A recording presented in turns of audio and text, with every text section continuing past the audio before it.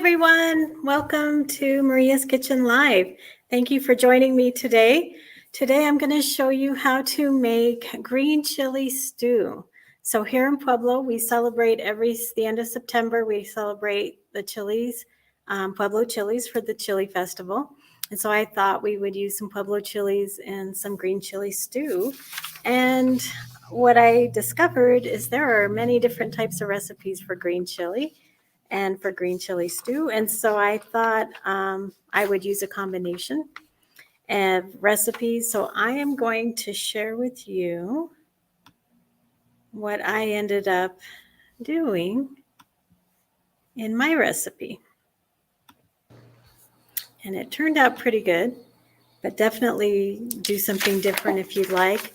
So this right now is pork. It's 1.5 pounds of pork that I cut up in cubes and I sauteed to cook the pork completely.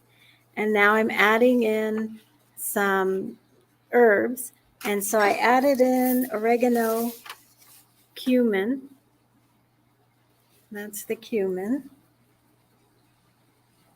And then I added some salt and pepper. So I don't think you see me adding the salt and pepper, but I think I did that while it was starting to cook. And so I just saute that for a while, want to make sure it's completely cooked through.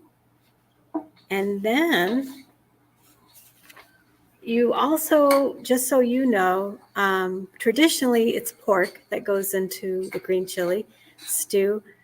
There I'm adding some onions, and I put in about 1.5 cups of diced onion is what you can put in there. I think I put a little less just because I didn't have as much. But you don't have to always use pork. You can use beef as well. And so you can do ground beef or cubed, beef. And you can even put in, instead of cubed pork, you can put ground pork. I thought I'll do a little with the ground pork. So I'm cooking that onion with the pork, and then I'm going to add in my garlic. And so you put the garlic in a while after the onion because garlic will burn pretty easily. And so I'm just cooking all that together. And you want to make sure your pork is well cooked. It's going to be cooking for a long time in what I'm putting in now, which is 6 cups of beef broth. You can use chicken, you can use vegetable. I chose beef broth, and so that's 6 cups that I just poured in there, and that really gave it a nice flavor. And so I enjoyed this particular recipe. Then I also cut up some potatoes and cubed the potatoes and put them in the dish as well so that it's kind of a heartier stew. And so there are my potatoes. It says to put in about 1 pound. So when you have 1.5 pounds of meat, 1.5 cups of diced onion, 1 tablespoon of minced garlic. I just put in, I think, 2 garlic cloves that were kind of small. And then 6 cups of chicken broth or beef broth. And then 1 pound of your red or white potatoes. And then salt and pepper to taste. And then there I'm putting in tomatoes. And so a lot of recipes called for stewed tomatoes, but some of the recipes called for crushed tomatoes. And I thought that was kind of I never really cook a lot with crushed tomatoes, so I decided to do that. And it was 28 ounces, which is a big can of crushed tomatoes. And so I put that in there. And so I put that and just stirred it all together. And then next, I am going to put those chilies in there. And you want a nice big stock pot to put this in. But I did something that's it's nice and deep, but it's a little wider. And there's the green chilies. So the Pueblo chilies. Now, that's kind of up to you how many chilies you want. How hot do you want your stew to be? Because it's not a green chili sauce that I made, and I made more of a soup because it's a stew. I put in 3 big Pueblo chilies. They were kind of meaty as well, so they looked really good, and they gave really good flavor to the dish.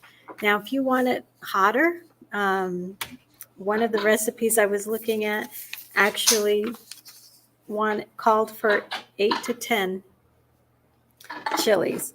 And actually, this particular one was for Anaheim chilies.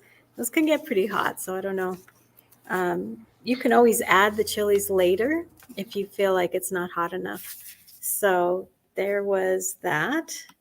And so I ended up cooking all of that for about 45 minutes to an hour. So I think I ended up cooking for about an hour, just kind of on low heat. And it turned out pretty good. So I'm going to show you the final product on this one. And so this is how it turned out. After about an hour on low, kind of medium to low is what I was cooking it at. And then that's how it turned out. And it was pretty good. Now this recipe would serve probably, I'd say like 4 people easily, maybe even with a little extra or leftover. This was just a real basic with the potatoes and the pork and the green chili, and you can see all that in there with the Pueblo chilies and the tomatoes. So it had a great flavor. It didn't take very long. I don't know why I thought it would take longer, but that's your green chili stew, and it turned out great. I enjoyed it quite a bit. So that was the green chili stew. So one thing I wanted to let you know is basically play around with it, because it was perfect for me just like that. But I eventually, you know how stews and soups always taste better within a few days. Like by the next day, it tastes even better because all that flavor kind of mixes together. But I ended up adding some frozen corn while I was heating up the stew, and that gave it a really nice flavor. A lot of people put bell peppers. You could put any other kind of vegetable that you think would taste good. Put your favorite stuff, put some peas, whatever you want. Kind of make it your own unique dish. I've looked at a lot of different recipes. A lot of people had different opinions of what should be in green chili and in green chili stew. And some of them were even putting curry. So I thought that was interesting. I did not go that route, but and I love curry, but not with my green chili. So I hope you try out this recipe. Add your own flavor to it. Serve it with some nice, hot, warm flour tortillas or some corn tortillas, and enjoy it. Play around, and I hope you enjoy that. And enjoy your chilies and the Chile Festival if you go. Don't forget Pueblo chili is important. So thank you so much for joining me today, and I'll see you next time. Bye.